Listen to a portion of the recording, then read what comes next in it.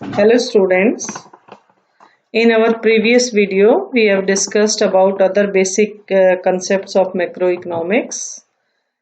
And in this video, we are going to discuss about domestic territory, which is known as economic territory, as well as normal resident of a country.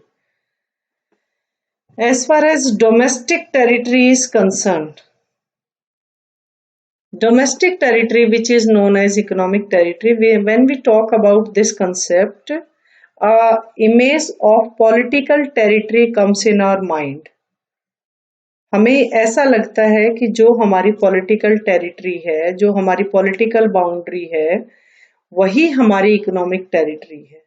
But in actual domestic territory is a greater concept, is a broad concept in comparison to our political territory. You can see in this map that this boundary of India shows our political territory.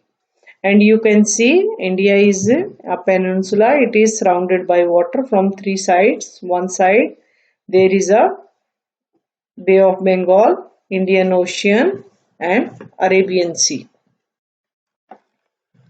Students, you must know that economic territory is that geographical territory which is administered by a government within which persons, goods and capital circulate freely. Yes, persons, goods and capital circulate freely. This is the main criteria, that in that territory where persons, goods and capital can circulate freely, that is part of our domestic territory. We can take one example of embassies. Government of India does not enjoy the above freedom in foreign embassies. Means foreign embassies में हमारे persons, capital और goods की free circulation allowed नहीं है. इसलिए वो हमारी domestic territory, economic territory का part नहीं है. For example, US Embassy in India is a part of economic territory of USA. Indian Embassy in Washington is a part of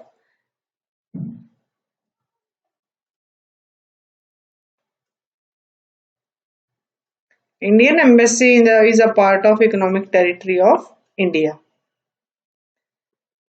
Such as you can see in this picture that Embassy of United States of America, it is given in India. It is not a part of our domestic territory. It is a part of domestic territory of America.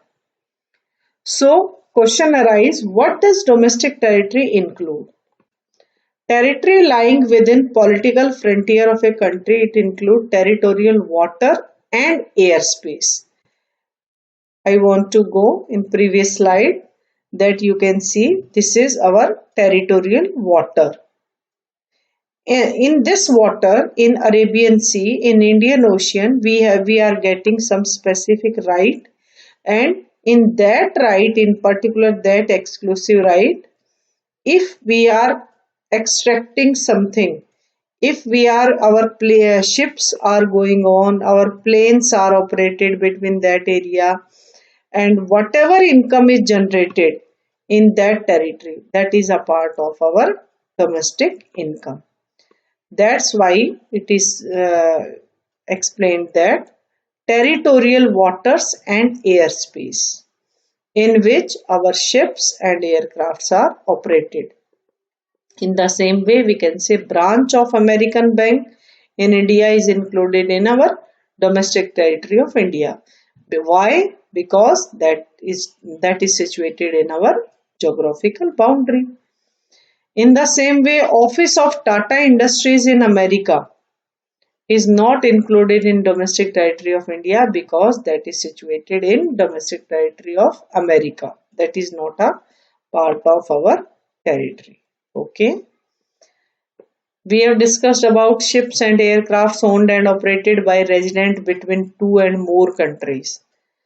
Whether those are our aircraft, such as aircraft of Air India, that is Indian aircraft.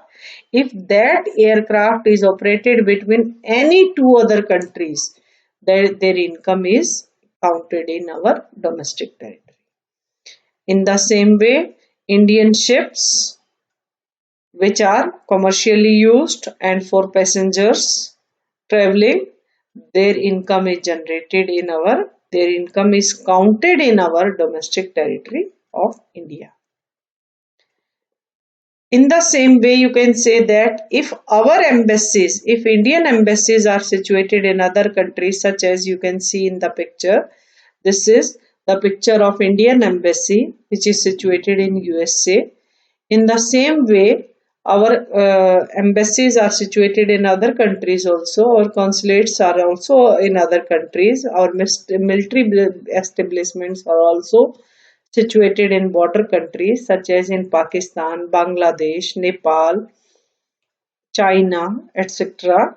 If our military establishments are situated in those countries, still they are a part of our domestic territory, because these are the government official buildings, government offices in other countries which are representing our country. Okay, in the same way, Indian embassy in Russia, America, and other countries will be a part of domestic territory of India, because in this Indian laws are applicable. Similarly, embassies of other country, if there are embassies in India, the embassies of other country, Japan, Russia, America, Pakistan, China, Sri Lanka, those are a part of domestic territory of their country only. They are not a part of our domestic territory.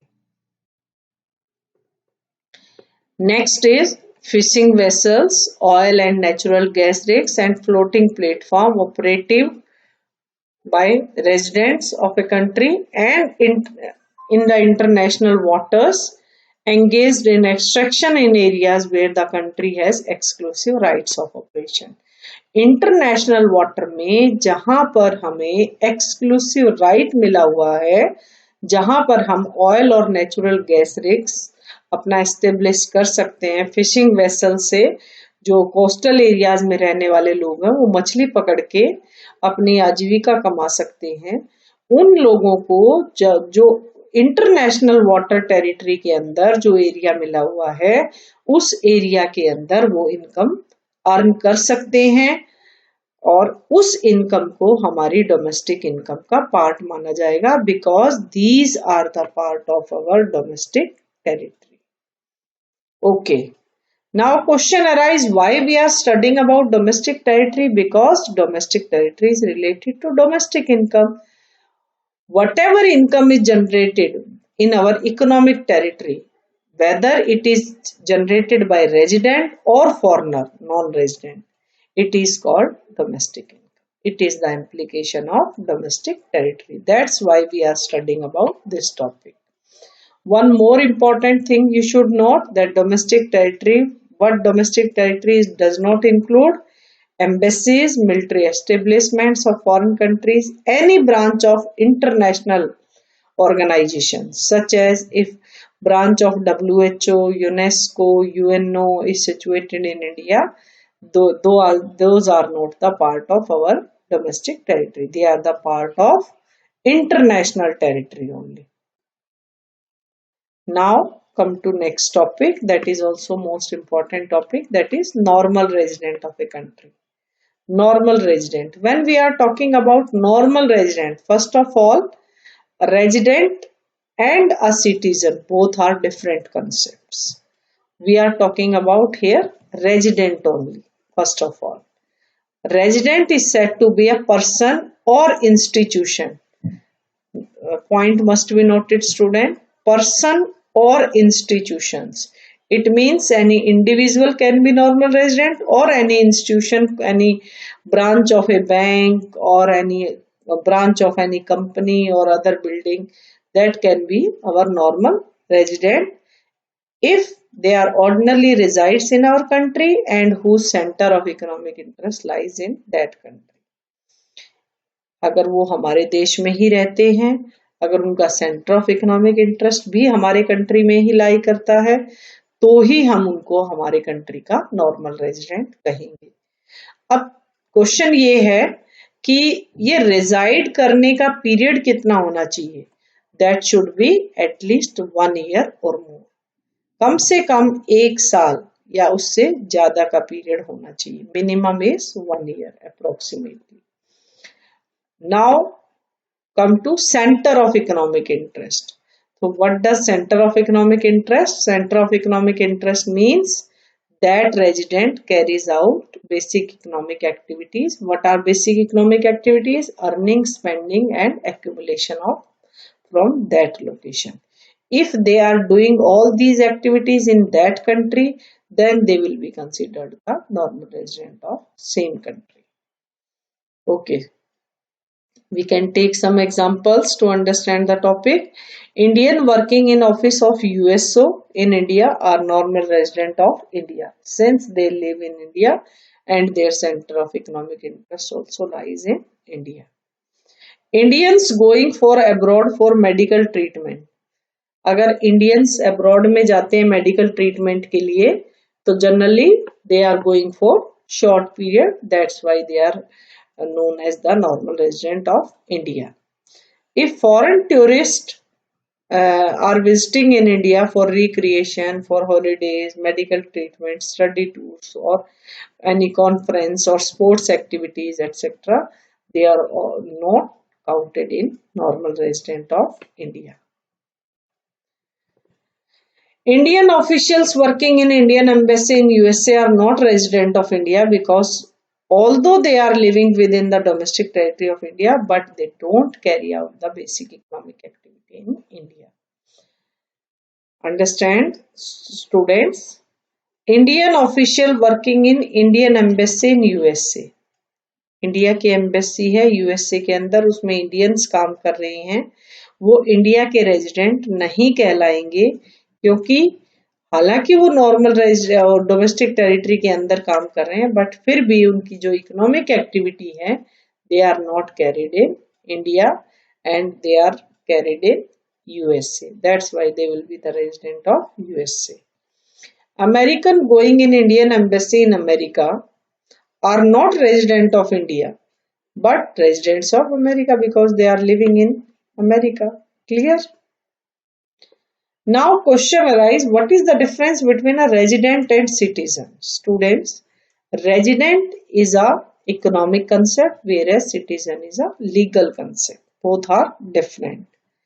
Resident is related to earning money, doing economic activity, whereas citizenship is a legal concept. It can be acquired either by birth or by any legal concepts, legal provisions that allowing a person to become a citizen. Both are different things. A person can be a resident of a country and citizen of another country. For example, a NRI is the citizen of India but a resident of the country in which he lives. Okay. Citizenship is a legal concept I have discussed. It is based on either place of birth or some legal provision. On the other hand, residentship is basically an economic concept or basic on economic activities. It means here we are talking about only residents and the income earned by our residents is counted in our national income. Who are not included as normal residents? Foreign visitors in the country for the purpose of holidays, study tours, etc. Crew members of foreign shipping vessels, commercial travelers. These are not our normal residents. Officials, diplomats, members of armed forces of foreign country, persons living in border areas who cross the border between two countries daily to work in one country and residents of the other country in which they are living. Okay students, I hope it is clear to all of you. Thank you.